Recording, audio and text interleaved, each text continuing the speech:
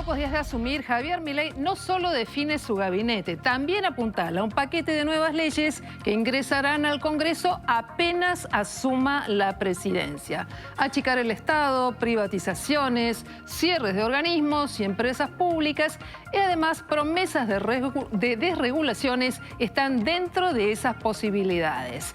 También acaba de confirmar algunas designaciones como la de Rodolfo Barra, el exministro de Justicia de Menem, y avala la de un exfuncionario de Cavallo, pero esta vez en el equipo de Caputo. También suena muy fuerte el nombre de Martín Menem como presidente de la Cámara de Diputados. El futuro gobierno de Javier Milei, ¿es un regreso a los 90s? Hola, buenas noches. Estas son las noticias a las 20:30. Patricia Bullrich fue confirmada para el Ministerio de Seguridad por la oficina del presidente electo Javier Milei. Además, un hombre de la Libertad Avanza suena para presidir la Cámara de Diputados y hay polémica por el futuro procurador del Tesoro, el exministro de Justicia menemista Rodolfo Barra, por su pasado en una agrupación filonazi.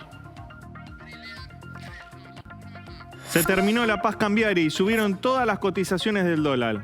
¿Cuáles fueron las causas y qué va a pasar en los próximos días a medida que se acercan los anuncios del nuevo presidente? Además, en instantes te voy a contar quién es quién dentro del equipo económico de Luis Caputo. Uno de ellos incluso fue asesor de Domingo Cavallo en los 90. Horacio Rodríguez Larreta realizó un balance de su gestión. Fue en el Teatro Colón con invitados como Mauricio Macri y Patricia Bullrich. Allí Larreta expuso sobre sus 8 años como jefe de gobierno. Además, este mediodía realizó una conferencia en la sede de gobierno de Uspallata con su gabinete para agradecer el acompañamiento. A mí me da muchísimo orgullo poder mirarlos a la cara, poder tener la tranquilidad del deber cumplido. Y una vez más, reafirmo mi compromiso de seguir trabajando todos los días de mi vida para que ustedes porteños y todos los argentinos vivan cada día mejor. Muchas gracias. Fuertes lluvias y tormentas en la región metropolitana de Buenos Aires y en gran parte de la zona central del país. La provincia de Buenos Aires fue una de las más afectadas, donde varias ciudades y pueblos se vieron castigados por inundaciones y daños. Actualmente el sistema de tormentas se encuentra desplazado sobre el litoral. En un ratito, cuando hablemos del tiempo, les voy a contar todos los detalles.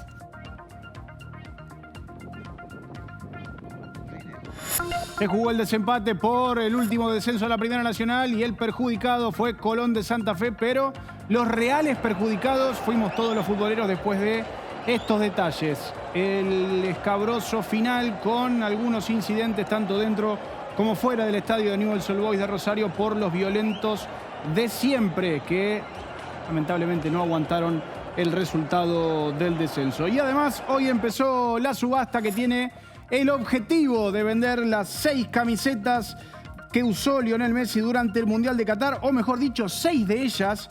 Y mientras tanto, Messi volvió a referirse al futuro que tendrá con la camiseta blanquiceleste y ilusionó a todos con una posibilidad de estar presente en el Mundial de 2026. No pienso en el Mundial ni tampoco digo 100% que no voy a estar, porque puede pasar de todo, ¿no? Por edad y por situaciones, lo más normal es que no esté.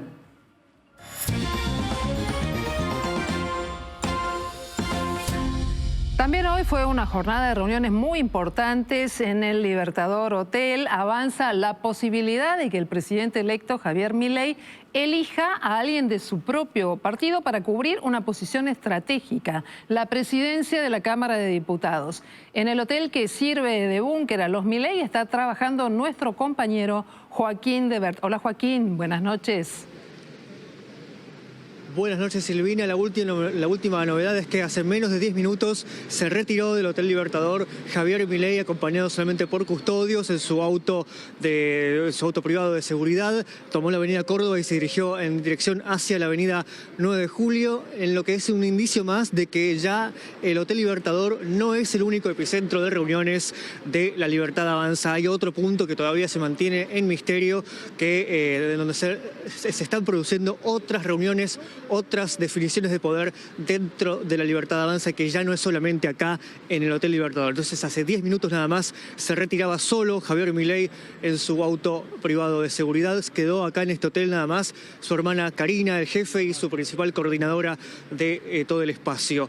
Mientras tanto, se van definiendo otras incógnitas después de varias dudas respecto de quién iba a ser el presidente de la Cámara de Diputados. Se hablaba de Cristian Ritondo, se hablaba de un coqueteo también con Florencio Randazzo. Bueno, no, finalmente el presidente de la Cámara de Diputados va a ser un libertario puro, alguien a quien Javier Milei le tiene aprecio, si bien todavía esto no fue confirmado de manera oficial mediante la cuenta de X, la oficina del presidente electo.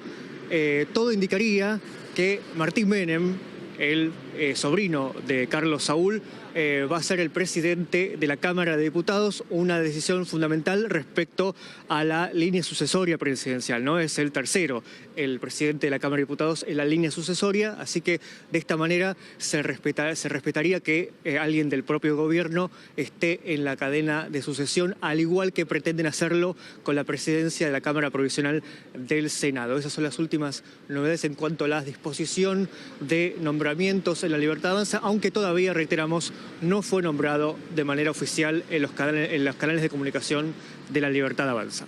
Muy bien, Joaquín, muchísimas gracias. Vamos a volver. Todavía faltan designaciones que son muy importantes en esta grilla de gobierno y en el esquema parlamentario que va a conducir desde el Ejecutivo Javier Milei. Mientras tanto, y luego de que la presidenta del PRO, Patricia Bullrich, convocara elecciones durante los primeros meses del próximo año en su partido, fue ella la confirmada ahora por la oficina del presidente electo como la nueva ministra de Seguridad de la Nación a partir del próximo 10 de diciembre.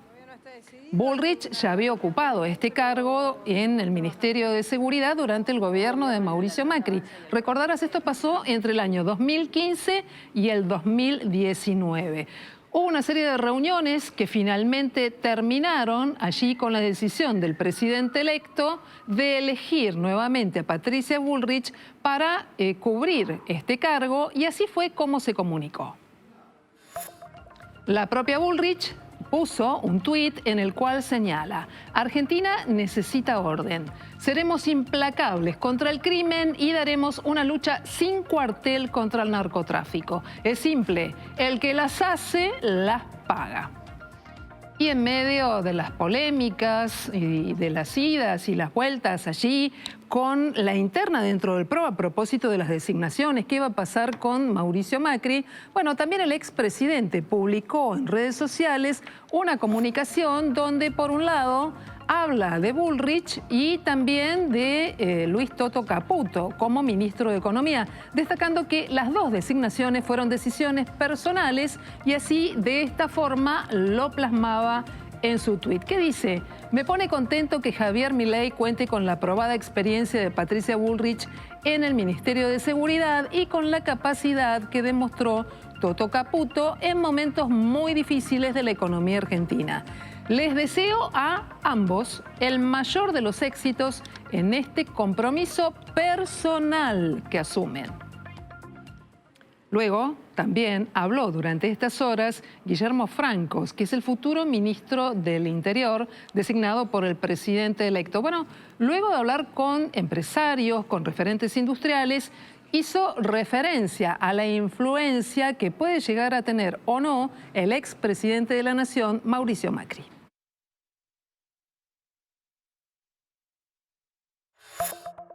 Y no es que el voto fue decisivo, la posición de Macri o la decisión de Patricia, creo que tuvo su importancia y no descarto que fue un apoyo. Pero la decisión fue de los argentinos, la decisión de los argentinos, 56% de los argentinos, bueno, vamos, no es un tema menor, no hay presidente que haya obtenido semejante apoyo. A mí me pareció una actitud valiosa y significó una claridad política en ese momento. Pero eso no significa que compraron acciones o estamos repartiendo acciones de un gobierno, cosas por el estilo. Estamos tomando mucha gente valiosa de Juntos por el Cambio y de otros sectores políticos. Fuertes declaraciones allí de Guillermo Franco. Y además hoy una designación que levantó una polémica muy fuerte. Es que Javier Milei designó al frente de la Procuración General del Tesoro, esto es, como el abogado del gobierno, a este hombre. Estamos hablando de Rodolfo Barra, que va a ser el procurador del Tesoro. Fue miembro de la Corte Suprema de Justicia durante la década de los 90 y además también fue ministro de Justicia durante el gobierno de Carlos Menem. Y es un personaje clave porque le tiene que dar un blindaje legal a un plan de reformas que va a poner en marcha el presidente electo. Bueno, se despertaron allí una serie de polémicas a propósito de su pasado y sobre todo por su militancia, la militancia juvenil que tuvo dentro del grupo Tacuara, ¿sí? Claro, pasa que Tacuara fue un grupo filonazi. Después de las críticas por este nombramiento de Javier Milei desde la oficina del presidente electo, confirman que Barra es el elegido para ese puesto y que esa posición no es negociable. Hablábamos de polémica y tiene que ver, por ejemplo, con esto. El Foro Argentino contra el Antisemitismo, FACA, manifestó un profundo rechazo a la designación de Barra. Recordó su pasado en la agrupación Tacuara y pidió que se reconsidere el nombramiento. Un gobierno no puede comenzar albergando individuos que profesan el odio y el antisemitismo. Esto fue lo que afirmaron. También se pronunció la DAIA, especificó en otro documento que Barra en los 90 pidió disculpas por sus horrorosas acciones cuando fue joven. Sin embargo, no pidió su destitución, aunque sí la DAIA adelantó que revisará su apego a la ley.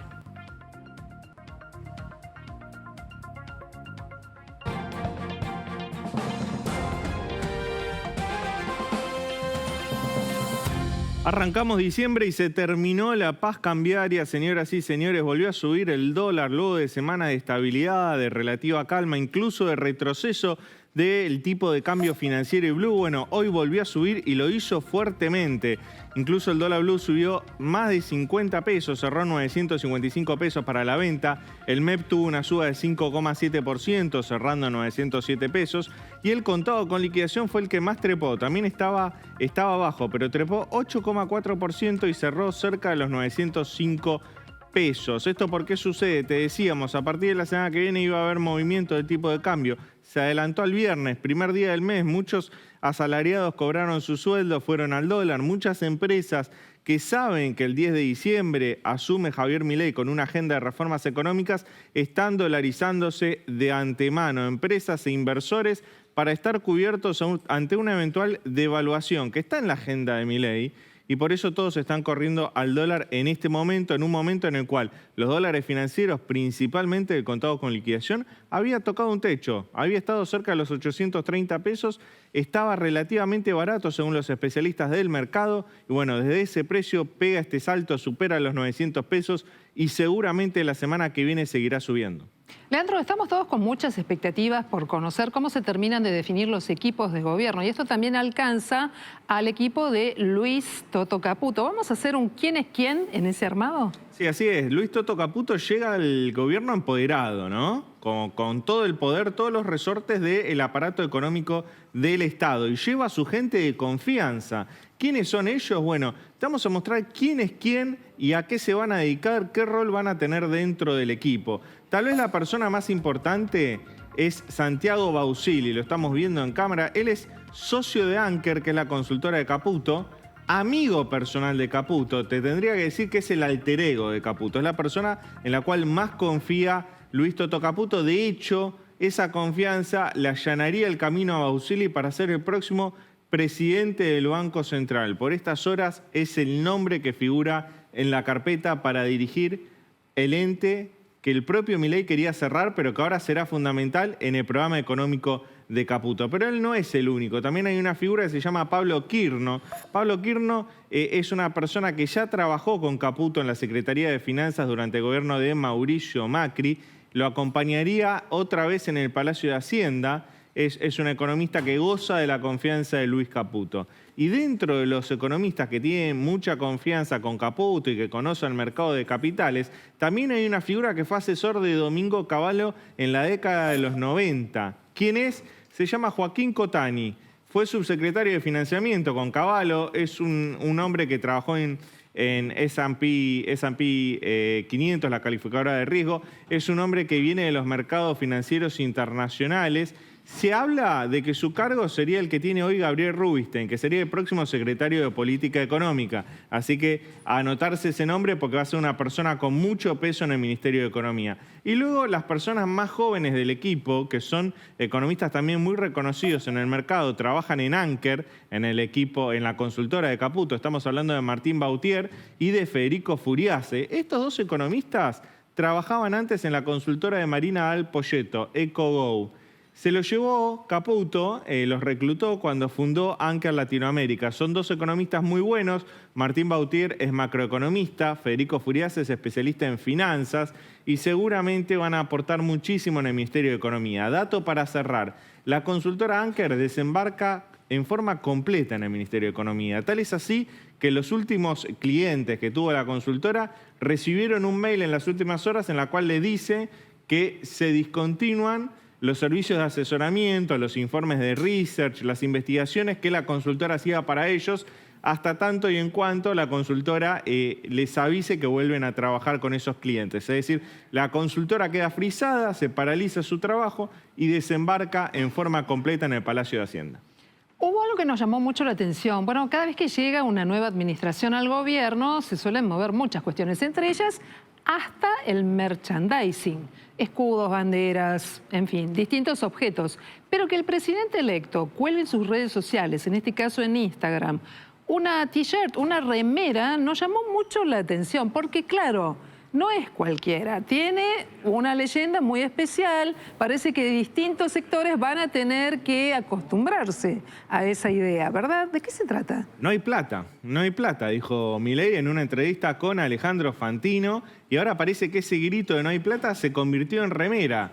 La remera para este verano, parece que el ajuste fiscal va a ser la última moda del verano, la moda de este verano. Eso es lo que quieren hacer los libertarios y Milei. Es un poco osado, ¿no? Es un poco atrevido. Hay que ver si este eslogan de no hay plata lo comparten, por ejemplo, los gobernadores, claro, lo comparten los intendentes, lo comparte el sector privado, los asalariados, los trabajadores, los sindicatos, los movimientos sociales. Yo creo que ahí va a haber un ruido bastante intenso en estos meses de verano. Pero bueno, Milei promociona su frase de no hay plata como un eslogan de lo que se viene, un profundo ajuste fiscal en las cuentas públicas. Me imagino, Leandro, que si cuando lo van a comprar la respuesta es esa, no sé si va a ser tan exitoso este merchandising. Pero bueno, nos vamos al Hotel Libertador. Durante todo el día trabajó allí el presidente electo y entre las cuestiones que están en carpeta también hay cosas que tienen que ver con el momento de la jura del presidente, el traspaso de mando, si va a haber o no va a haber contacto con alguna movilización, los invitados. ¿Y cómo se va a movilizar allí Javier Milei? Contanos, Joaquín, vos tenés toda esa data. Sí, Silvina, hoy fue un día también de reuniones con el ex canciller de la gestión de Mauricio Macri y actual por ahora solamente colaborador de La Libertad Avanza, Jorge Forí, para dar detalles de cómo va a ser la ceremonia de traspaso de jura y de traspaso de mando el próximo 10 de diciembre. Jorge Forí dio detalles de si se va a usar el auto de Perón, el auto descapotable, para trasladarse hacia el Congreso Nacional, si va a ser al aire libre como pretendía Javier Milei, si va a ser todo dentro del Congreso. Bueno, esos detalles los dio esta tarde para nosotros y también Jorge Forí se encargó de desmentir, atención con esto, un titular de un portal de noticias que aseguraba que Javier Milei había decidido excluir de su ceremonia de asunción presidencial a los presidentes de Irán, Venezuela, Cuba y Nicaragua. Bueno, Jorge Forí nos dijo, hablando con la prensa, que solamente Irán, por ahora es el único, el mandatario de Irán es el único que no está invitado. De esta manera, sí, lo están, por ahora al menos, Venezuela, Cuba y Nicaragua. Esto decía Jorge Forí ante nosotros y sí, de esta manera nos daba más detalles de cómo va a ser la ceremonia de jura y traspaso de mando entre Alberto Fernández y Javier Milei el 10 de diciembre. A este momento el presidente va a jurar ante la Asamblea de la República y luego va a hacer la transmisión del mando. ¿Pero en dónde va a ser? ¿En el En Congreso? el Congreso. Esto va a ser dentro del Congreso, pero inmediatamente luego de eso el presidente hace un mensaje que será de una duración muy breve para los parlamentarios que están allí reunidos en la Asamblea y luego sale y hace un mensaje a la nación delante del público. ¿En un escenario que se va a montar? En una tarima con micrófono. No nos pongamos tan pretenciosos. Cuando salga, nuestra expectativa era que pudiera ir en este auto, que es un auto descubierto, que se acaba de, no sé cómo se dice claramente, lo llevaron al mecánico, lo pusieron a punto, pero no anda todavía tanto, entonces lo están probando, a ver, y además hay toda una tarea muy importante y con un cierto costo logístico de sacarlo desde el museo afuera. Por lo tanto, estamos ponderando si se justifica realmente o usamos otro tipo de vehículo.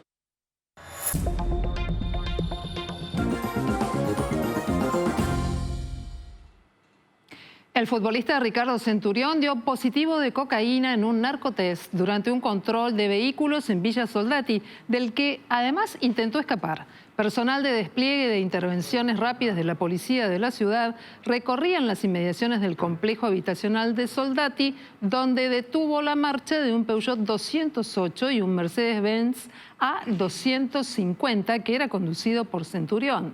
Mientras los oficiales intentaban identificar a los ocupantes del Peugeot, Centurión huyó, pero no tuvo éxito porque finalmente fue atrapado por los agentes que le ordenaron un alcotest que dio negativo y un narcotest que tuvo positivo de cocaína.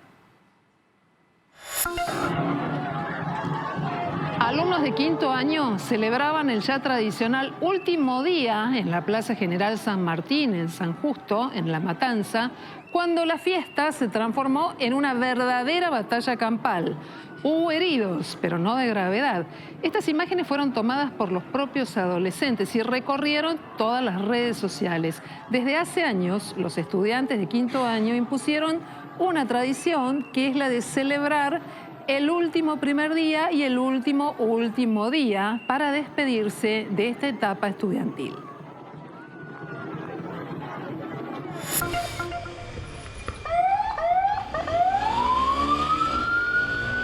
Así, de esta manera, hubo una persecución policial a lo largo de 20 cuadras, según informó la policía allí en Rosario, en la cual, por supuesto, se produjo una situación inesperada a lo largo de esta carrera. Había un sospechoso que estaba realizando piruetas peligrosas en una moto que no tenía patentes.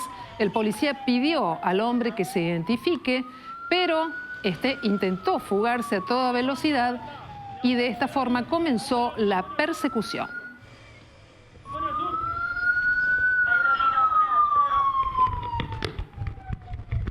Después de ser perseguido por 20 cuadras, el hombre quiso refugiarse en la peluquería de su mujer, donde fue alcanzado por el oficial. Pero allí, varias mujeres intentaron resistirse a la detención del hombre. Algunas de ellas afirmaron ser clientas del lugar y denunciaron que la policía se equivocó de hombre y que la detención, además, fue violenta.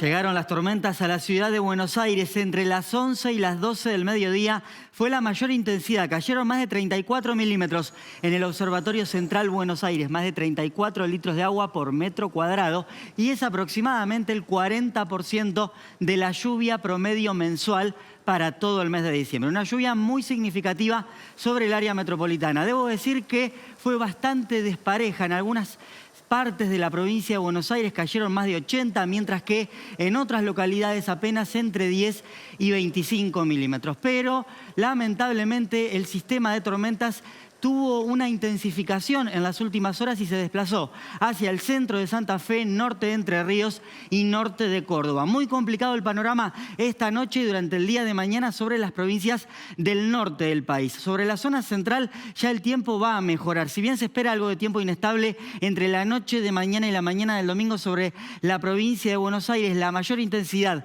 de las tormentas va a quedar restringido, como vemos en los mapas, sobre el litoral. Mucha atención el norte de Santa Fe, también Chaco, Corrientes, el norte de Entre Ríos. Ahí vemos precipitaciones acumuladas en color violeta que van a alcanzar los 75 a 125 milímetros. Y después sobre el este de Salta y de Jujuy, también allí muy complicado el panorama todo el fin de semana con tormentas intermitentes. Y llegó con fuerza la tormenta esta mañana a la provincia de Buenos Aires. Ahí les estoy mostrando imágenes de la ciudad de Chivilcoy, donde de forma simultánea ráfagas de viento, fuerte lluvia y caída de granizo, techos volados es lo que estamos viendo. También daños en los árboles. Claro, las ráfagas de viento estuvieron entre los 120 y los 150 kilómetros por hora. La tormenta llegó aproximadamente a las 9:30 de la mañana y tuvo una duración aproximadamente de 25 minutos, la mayor intensidad. Vamos a ver más imágenes de Pueblo Ester, en el sur de Santa Fe, donde no llovió al principio, pero sí las ráfagas de viento levantaron mucho polvo, tierra, que reducían la visibilidad de forma muy marcada. Posteriormente a las ráfagas de viento llegó la lluvia y la tormenta bastante intensa.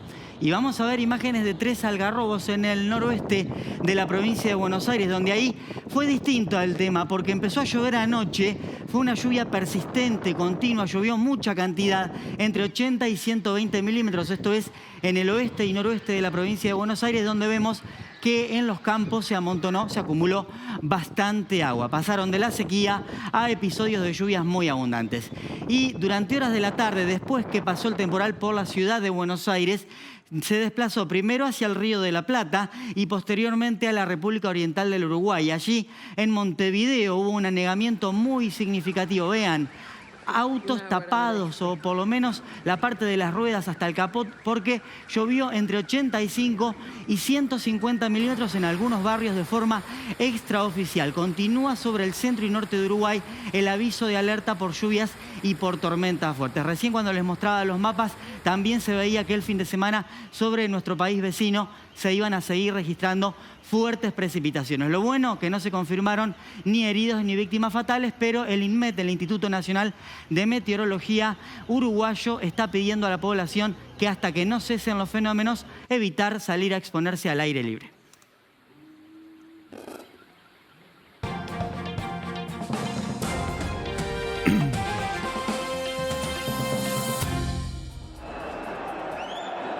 Los incidentes no se hicieron esperar en el partido de desempate por la permanencia en la Liga Profesional del Fútbol Argentino, tras algunos insultos de los propios hinchas de Colón para con los dirigentes y allegados del club por el descenso. Comenzaron los líos.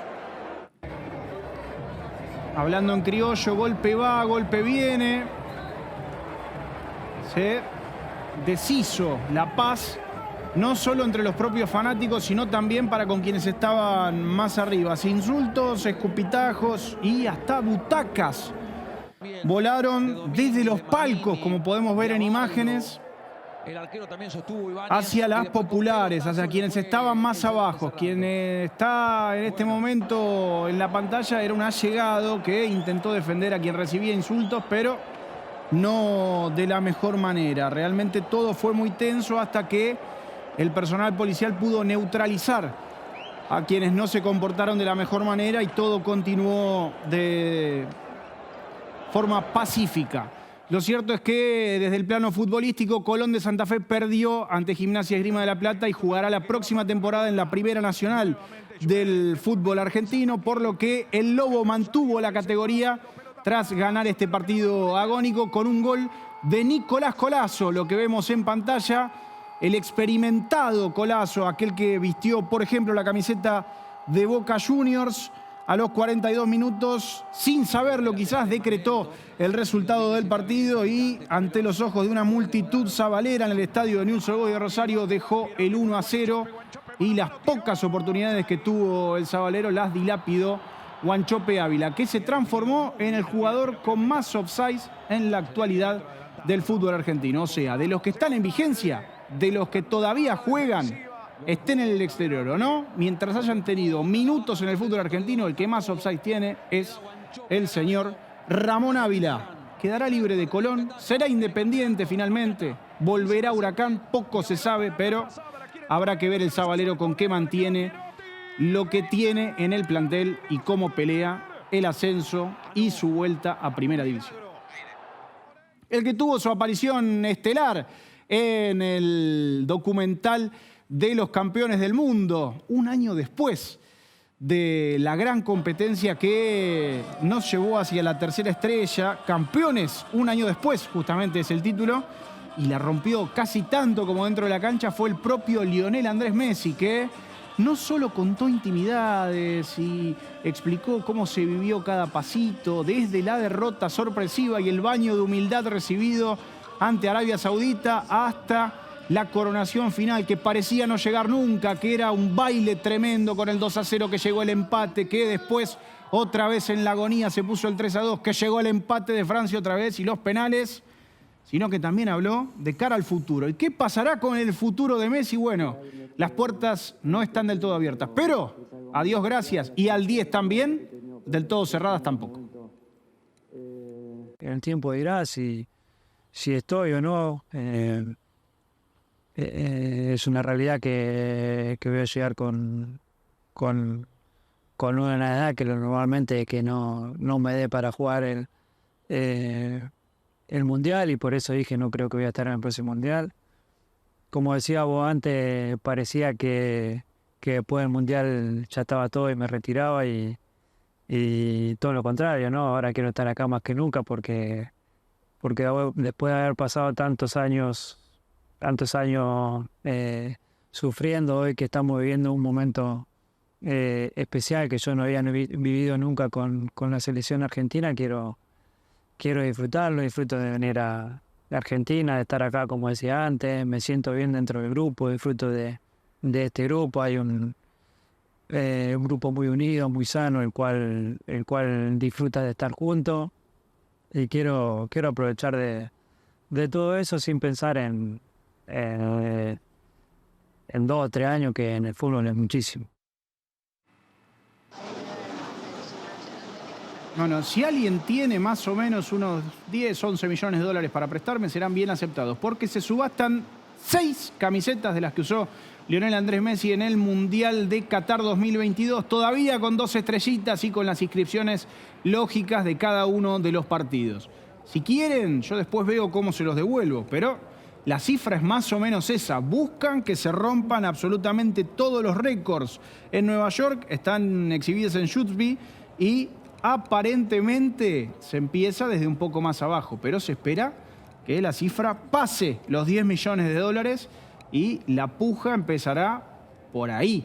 Varios coleccionistas, uno solo de ellos es argentino y parece que la más cara es, lógicamente, la que estuvo en los penales ante Francia. La del segundo tiempo, la del primer tiempo, sabemos que la tiene guardada el propio Messi y que fue después presentada en el Museo de AFA, pero que regresó al placar del número 10. Hasta ahora no se saben números porque todavía sigue la puja en vigencia. Sil, si tenés algo de dinero para prestarme, será bienvenido. Bueno, perfecto, lo voy a pensar. Pero ¿sabes qué estoy pensando? ¿Por qué se va a esta subasta? ¿Messi decidió donar estas camisetas por alguna razón en particular? ¿Qué va a pasar con la recaudación? Juancho, ¿para qué se va a usar todo esto? Contanos. Bueno, es más que nada por una cuestión de romper el récord, de ver también el dinero. Después se ve a dónde se destina. Son cuestiones que maneja la propia agencia que consiguió las camisetas, que las tiene y que después verá cómo maneja la recaudación. Muchas se usan para entes benéficos y otras tantas, bueno, para cuestiones propias. Depende de quién las consiga, a dónde destina el dinero.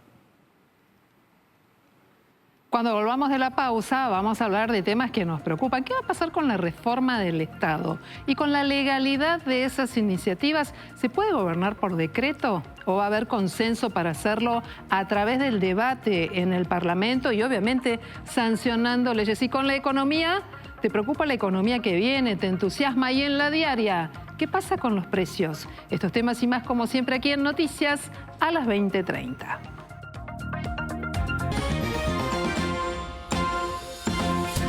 Horacio Rodríguez Larreta cierra un ciclo de gobierno de 8 años. Realizó un balance de su gestión y además este cierre de mandato de manera específica en un encuentro en el Teatro Colón. Entre los presentes se encontraban el expresidente Mauricio Macri y también la futura ministra de Seguridad, Patricia Bullrich, con quien había disputado la interna durante las elecciones primarias.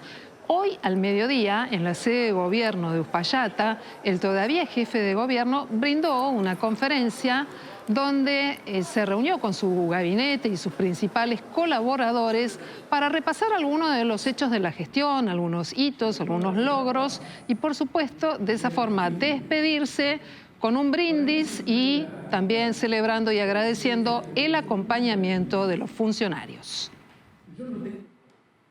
Ahora, esta etapa, como todas en la vida, llega a su fin, ¿no? Yo en eso tengo la conciencia muy tranquila porque estoy seguro que Jorge, Clara, y con la ayuda y trabajando en equipo con todos los vecinos, van no solo continuar, sino profundizar y mejorar todas las transformaciones que hicimos. Estamos en camino de una transición responsable en el marco de la ley, intercambiando información. Para nosotros es fundamental la continuidad de las políticas, ¿no? Transformándolas en verdaderas políticas de Estado. Dejamos una gestión con las cuentas en orden, que en este país no es poco. Tenemos el menor nivel de deuda de los últimos 10 años, tenemos déficit cero por segundo año consecutivo, cumplimos con la baja de impuestos y además de eso, antes de terminar, creamos un fondo anticíclico, que es el primero en la historia de la ciudad. Tiene 350 millones de dólares que surgen del ahorro, que solo se pueden usar en casos de emergencias. Y a los porteños, una vez más, y lo voy a repetir y repetir, una vez más, gracias. Gracias de corazón. O sea, esta transformación enorme que hicimos en la ciudad solo fue posible gracias a ustedes.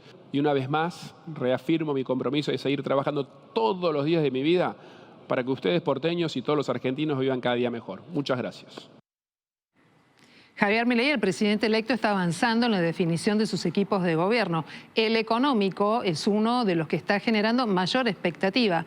Esto por un lado. En el mundo del trabajo, en el de las empresas, en los bancos, hay una intención de conocer cómo va a proceder el presidente electo y el ministro Luis Toto Caputo. Pero en la calle hay una preocupación que es diferente, que tiene que ver con la suba de precios y con la inflación. ¿Cómo conjugar todo esto?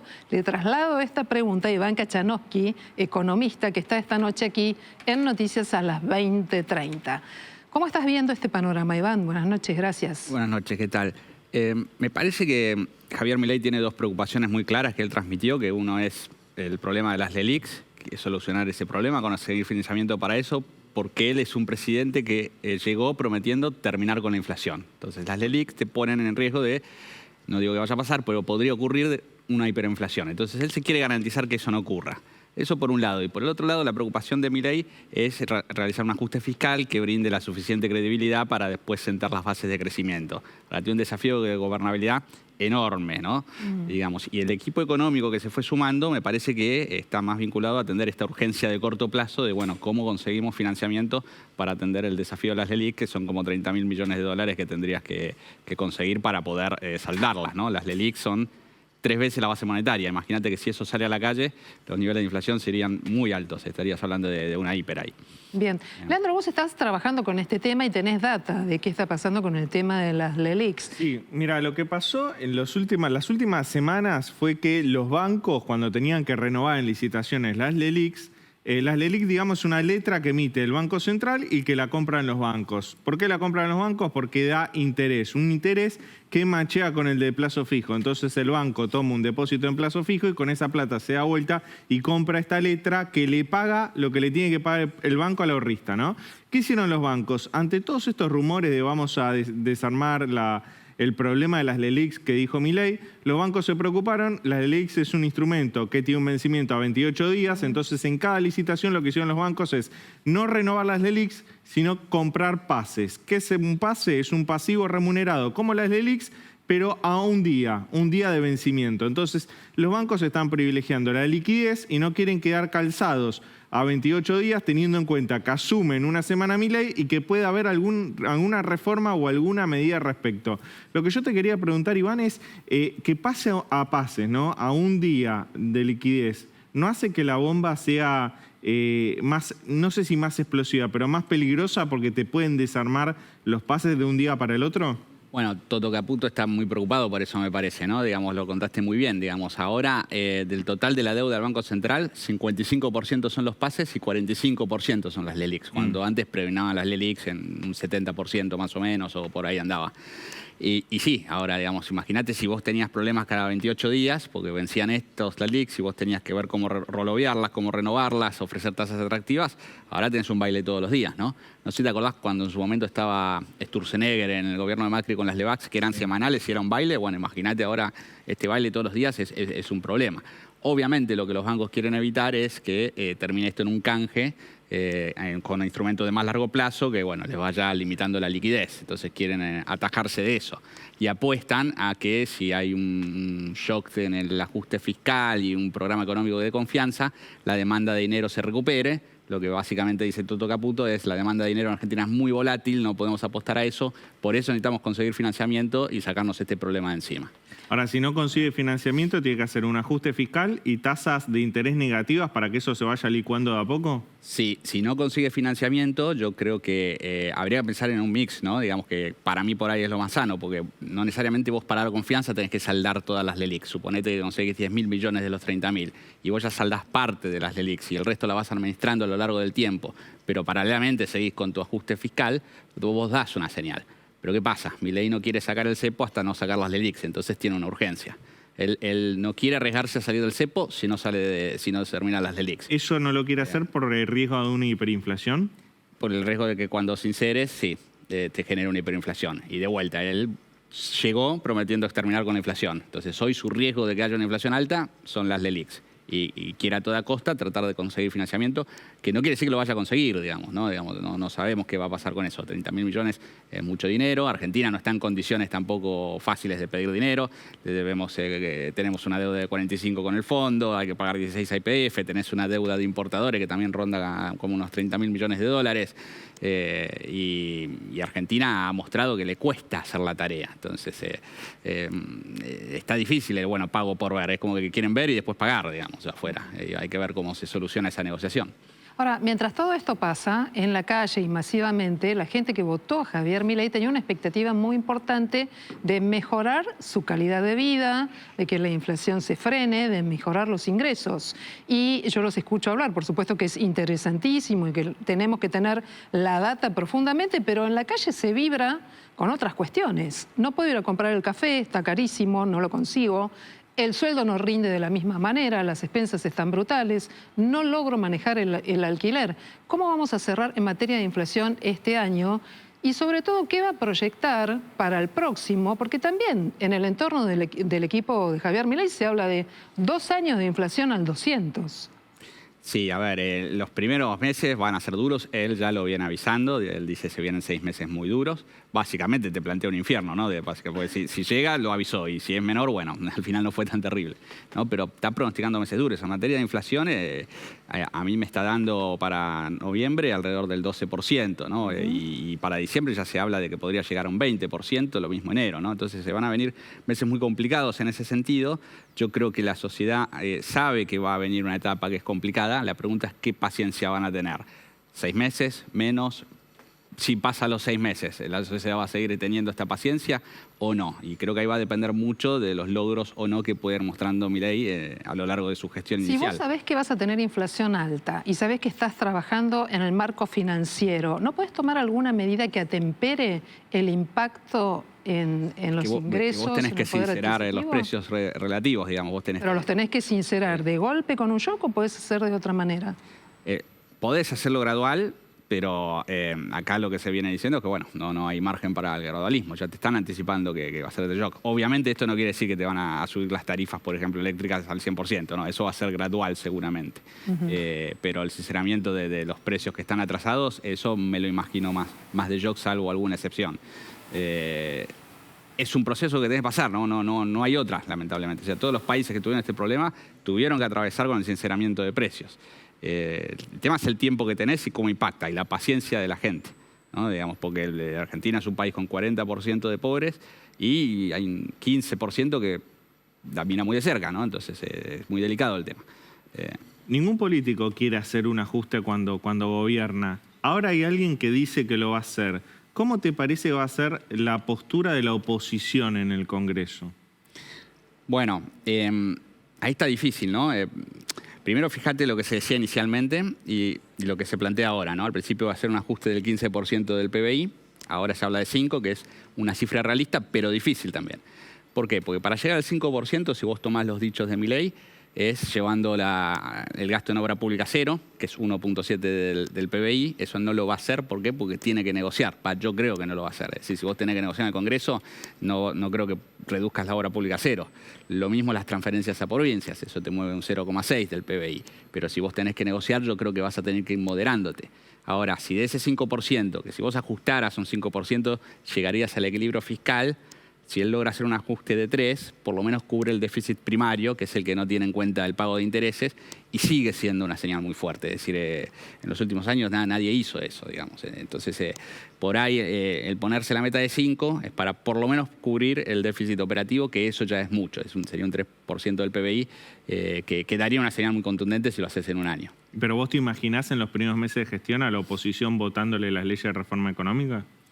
Y ahí hay una tarea titánica en el Congreso y en la calle también, de que pase, de cómo se maneje, de Milei. O sea, si te soy sincero, a mí lo que más preocupa es el Congreso más que las medidas económicas que se puedan tomar. Yo creo que hay un rumbo claro, hay una dirección que está bien, que puede tener más o menos errores, que podrán pasar algunas cosas, pero creo que es acertada, pero tiene una minoría muy notoria en el Congreso, son 38 diputados. Si sumás a la dura del PRO, sumás otros 40, estás en 80, para el quórum estás 129, y Juntos por el Cambio se está reinventando. Tenés a Unión por la Patria, que son 107 diputados, están muy cerca, son la primera minoría, con lo cual la negociación va a ser muy difícil. Ahí el rol que tenga Menem, que va a asumir como jefe de diputados en la Cámara de Diputados, es muy complicada la negociación. Bueno, por eso hace unos cuantos días que estamos insistiendo aquí con que quienes presidan la Cámara de Diputados, la de senadores y además la destreza política de los conductores de los bloques va a ser central para poder saber si hay consensos,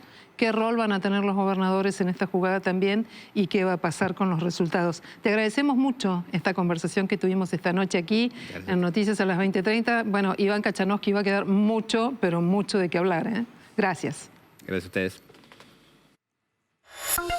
Graves inundaciones en África. En Somalia, lamentablemente, ya se confirmaron más de 96 fallecidos en las últimas horas. El número de personas muertas por las inundaciones causadas por estas fuertes precipitaciones de las últimas semanas ya ascendió a 96. Como en el resto del este africano, Somalia se vio afectada por incesantes lluvias que comenzaron a mediados del mes de octubre, causadas por los fenómenos meteorológicos del Niño y del dipolo del Océano Índico, que esto es un fenómeno intraestacional. Una diferencia en los valores de presión en 2 puntos del planeta, que justamente propulsiona que los sistemas de baja presión se intensifiquen sobre el este de África y aumenten las precipitaciones. Ambos son patrones climáticos que impactan sobre las temperaturas de la superficie del océano y que generan precipitaciones superiores al promedio sobre esa región. Las inundaciones han sido descritas como las peores en las últimas décadas y desplazaron 700.000 personas sobre ese país africano.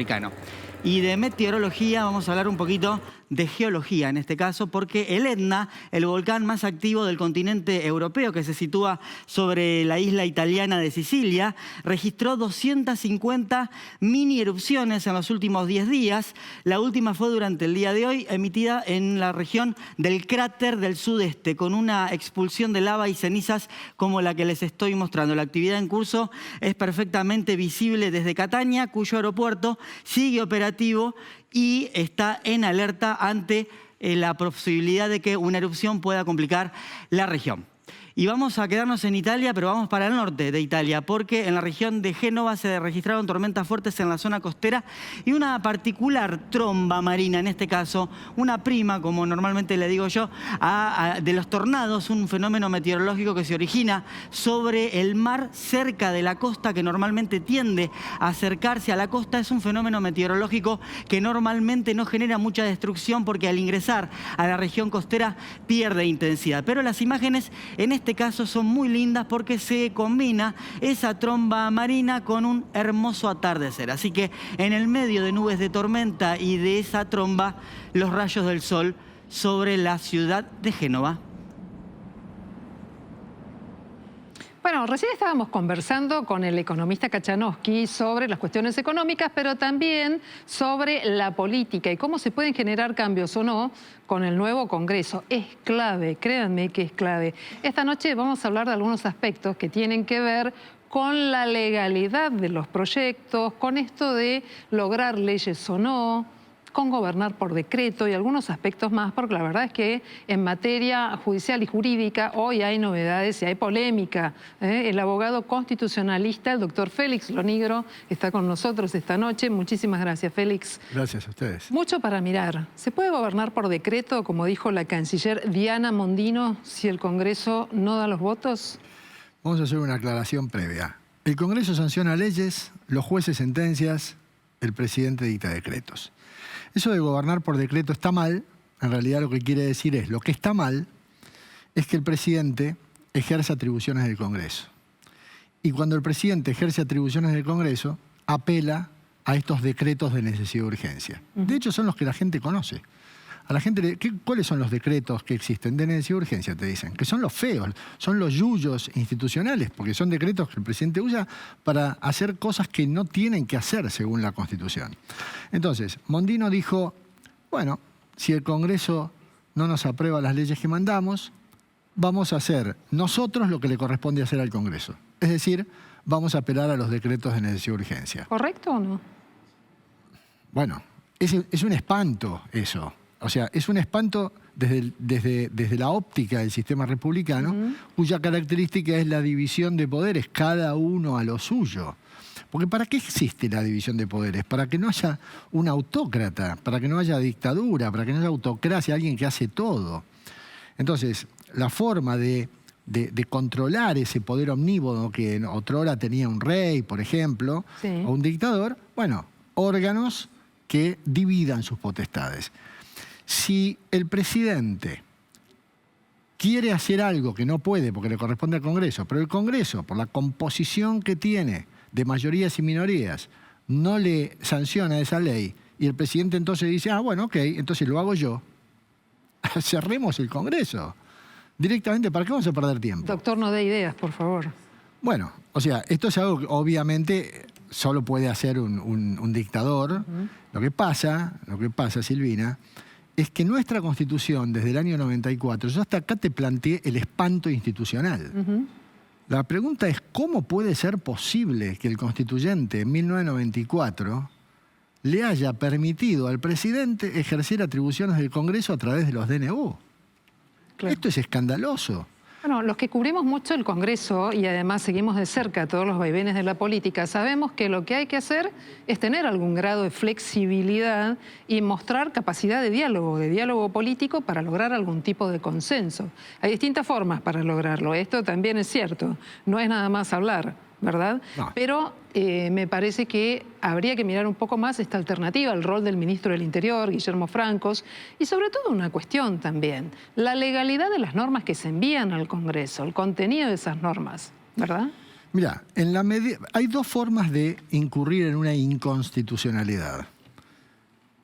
Haciendo el presidente por decreto lo que le corresponde al Congreso, sin respetar, en este caso, los requisitos que la Constitución plantea para que el presidente pueda hacerlo, que haya circunstancias excepcionales, que todos los ministros firmen, que no sean temas penales, que no sean temas tributarios, ni electorales, ni de los partidos políticos, y que el Congreso apruebe ese decreto. Pero otra forma de incurrir en una inconstitucionalidad es que el Congreso sancione una ley de un tema que le corresponde y que viole la Constitución por algún motivo. Sí.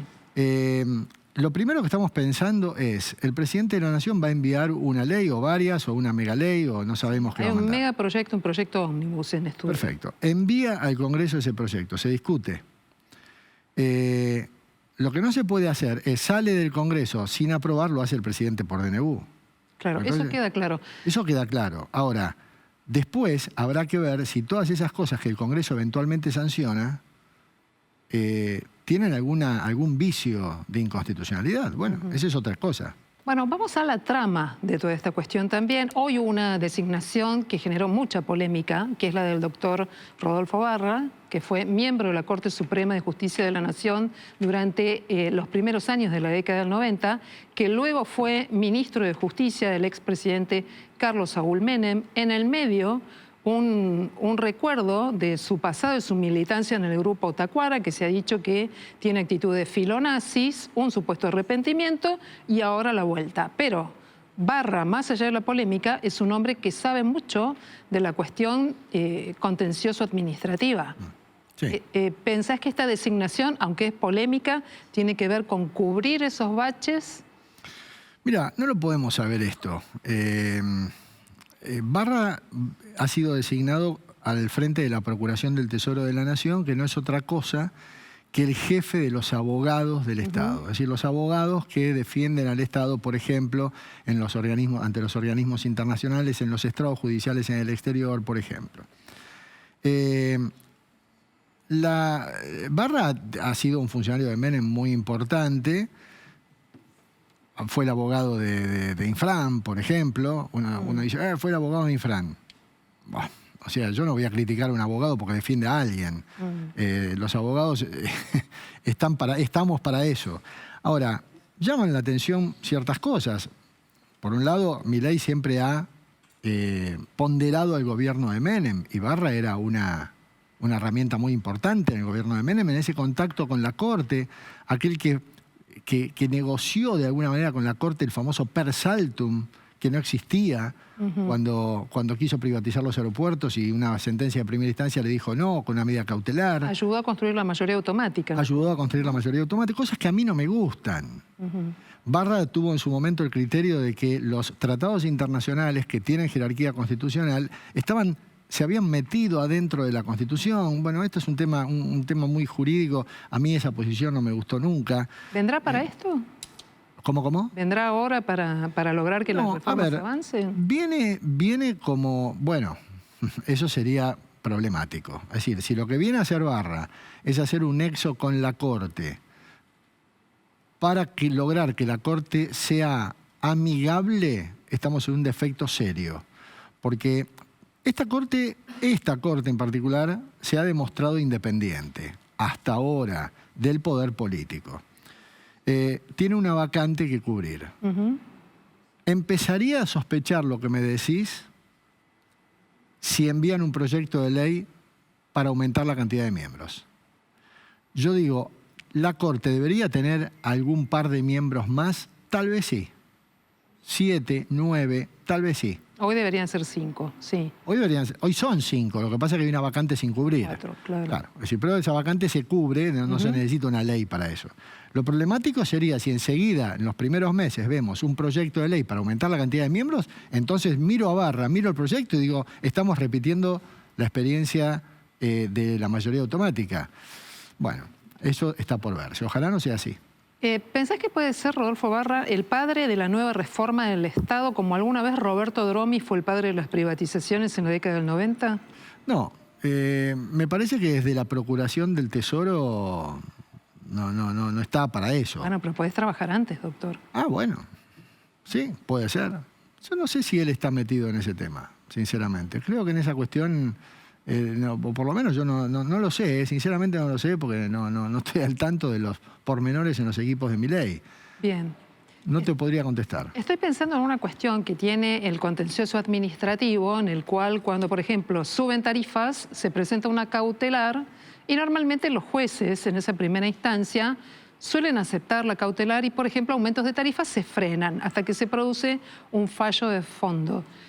¿Crees que puede estar trabajando en esta línea, en esta conversación de sugerir que se agilice el tratamiento, que haya un criterio sobre cómo tratar estos casos en la justicia? Tal vez sí. Tal vez se esté haciendo esto, tal vez se esté tratando de armar la defensa judicial frente a una probable avalancha de juicios que se puedan venir. No lo sabemos. Y sobre todo si estas cosas se hacen por DNU. Pero es probable que a lo mejor en su momento Menem sin decirlo, porque Menem dijo, si yo decía lo que iba a hacer no me votaba nadie, en su momento Menem pergenió esa estrategia. Sí. Y la pergenió, la tenía pergeniada desde antes. Luego se advirtió que le dio resultado. A mí me parece que está bien que empiecen a pensar en una posible defensa. Lo que no está bien es querer cooptar a los jueces para lograr que esas defensas luego sean beneficiosas. Doctor, en las últimas horas trascendió que en La Libertad Avanza estaban trabajando en un proyecto para eliminar las elecciones de medio término. Ahora, eso es inconstitucional, necesitan una reforma constitucional. Y no es la primera vez que de La Libertad Avanza hay declaraciones o proyectos que son abiertamente anticonstitucionales. Me acuerdo Mondino cuando habló de los deseos de la autodeterminación de los isleños en Malvinas. ¿Te preocupa que haya dirigentes importantes, líderes de La Libertad Avanza que desconozcan la Constitución?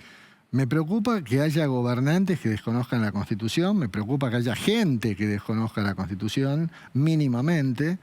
Esa reforma que te decía de eliminar las elecciones de medio término no se pueden hacer sin reforma constitucional. Pero, a ver, alumno de primer año de abogacía, le pregunto esto y me dice que no hace falta reformar la Constitución. Es primer pregunta sin chance de segunda, 0 absoluto a marzo. Lo va a bochar, doctor. Lo va a bochar. Pero ni hablar, se ríe Sí. Pero es que es una pregunta muy básica. No es que tu pregunta es básica, pero has escuchado gente decir esto y la verdad es que yo me río porque quien dice esto tiene dos posibilidades. O no conoce la Constitución, que es la que establece que tanto las cámaras de diputados como la de senadores se renuevan cada 2 años, la de diputados por mitades y la de senadores por tercios. O no conocen la Constitución, cosa que es grave, o la conocen, que seguramente es esto, y pretenden lograr modificarla por fuera del procedimiento de reforma que está prevista en la misma Constitución. ¿Y no es preocupante que la ambición reformista del nuevo gobierno exceda los límites de la Constitución? Siempre es preocupante eso. Siempre es preocupante eso. Yo siempre, hace muchos años, soy docente hace 40 años en las redes sociales, soy muy activo en esto de que es necesario enamorarse de la ley superior. No hay que enamorarse de los gobernantes. Los pueblos cultos no se enamoran de sus líderes. Yo he advertido, todos lo hemos advertido, que durante 20 años se ha generado una especie de fanatismo y de amor profundo respecto de los gobernantes. Sí. Ahora espero que los prosélitos de Milei no estén generando este nuevo fanatismo. Bien. Porque a mí, hasta ahora hay cosas que de Milei me gustan y yo apoyo. Yo no lo voté en primera vuelta, sí en la segunda, y yo algunas ideas las estoy apoyando. Ahora, cuando escuché ayer a Mondino dije no. Claro. ¿Esto así? No. Bueno, por eso poníamos la lupa en las cuestiones de las habilidades del doctor Rodolfo Barra en la década del 90, su conocimiento de lo contencioso administrativo y su capacidad de dialogar con el Poder Judicial. Una última muy cortita porque me tengo que ir. La administración del conflicto social. En el mundo de las empresas hay mucha preocupación porque los cambios económicos sean resistidos en la calle y que haya represión en la calle. Hoy asumió Patricia Bullrich como ministra de Seguridad. Dijo, el que las hace las paga. Pero también Sabina Frederick, que ocupó el mismo cargo, ministra de Seguridad, dijo, van a usar a las fuerzas de seguridad para hacer el trabajo sucio, reprimir el ajuste. Sabina Frederick no merece respuesta. Pero la administración del conflicto sí. No, bueno, pero Silvina Frederick, lo que diga es absolutamente irrelevante. Absolutamente, es patético. El que las hace las paga. Creo que Patricia Bullrich se ha referido... Estoy hablando del conflicto social. Eso, pero creo que ella se ha referido a la inseguridad. Ahora, el conflicto social es muy sencillo. El derecho de protestar y de reclamar existe. Ahora, si en ejercicio del derecho a reclamar comete un delito como es cortar una calle, tiene que intervenir la fuerza pública. Ahora, ¿cómo? ¿A los palos? No, tiene que intervenir la fuerza pública liberando las calles y permitiendo que los demás ejerzamos nuestros derechos. Eso tiene que ser así en cualquier país civilizado. Eso no quiere decir que vayamos a andar a los palos por todos lados. Hay que tratar de lograr eso sin reprimir. ¿Es difícil? Y por supuesto que es difícil, pero quien corte una calle tiene que saber que está cometiendo un delito y que probablemente tenga que pagar por eso. Muy bien, es el doctor Félix Lonigro, abogado constitucionalista, hablando de estos cambios que se vienen en el Estado, en los conflictos sociales y con muchas cosas para mirar en el Poder Judicial. Cuando volvamos de la pausa, vamos a seguir contándote qué va a pasar con el pronóstico. Ya estamos entrando en el fin de semana. Este tema y más, como siempre, aquí en Noticias a las 20:30. Es viernes al fin, así es que, Nacho, queremos saber qué va a pasar.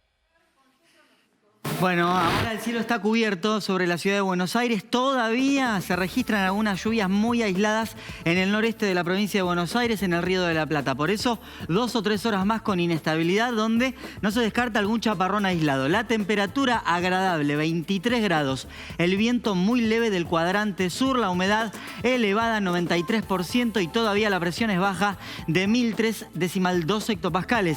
Mañana va a mejorar el tiempo, sobre todo durante horas de la mañana y en horas de la tarde, con cielo parcialmente nublado. 24 grados la mínima, muy alta la temperatura ya desde temprano, con viento leve del sudeste, la humedad elevada. Y en horas de la tarde la máxima va a estar entre 28 y 29 grados. Va a depender un poquitito de la intensidad de ese viento del sudeste, pero va a ser calor con mezcla de sol y de nubes. Y hacia la noche otra vez se espera un breve periodo de inestabilidad entre la noche de mañana y la mañana del domingo. No se descarta algún chaparrón, va a llegar aire más fresco, el viento del sudeste va a aumentar la intensidad con 22, 24 grados a las 9 de la noche. Y ese aire frío se va a notar mucho el día domingo, ya sin lluvias el domingo, con cielo parcialmente nublado. Fíjate, 15 la mínima, una mínima bien fresquita para el mes de diciembre y una máxima de 22. Bien variable en cuanto a las condiciones meteorológicas y también a los valores de temperatura. Bueno, gracias por darnos un respiro, Nacho. Al fin hay para todos los gustos. Muchas gracias. Hasta aquí te contamos toda la información de lo que pasó en tu ciudad, en el país y en el mundo. El próximo lunes nos encontramos para que vos conozcas más noticias, como siempre, a las 20:30. Chao, buen fin de semana.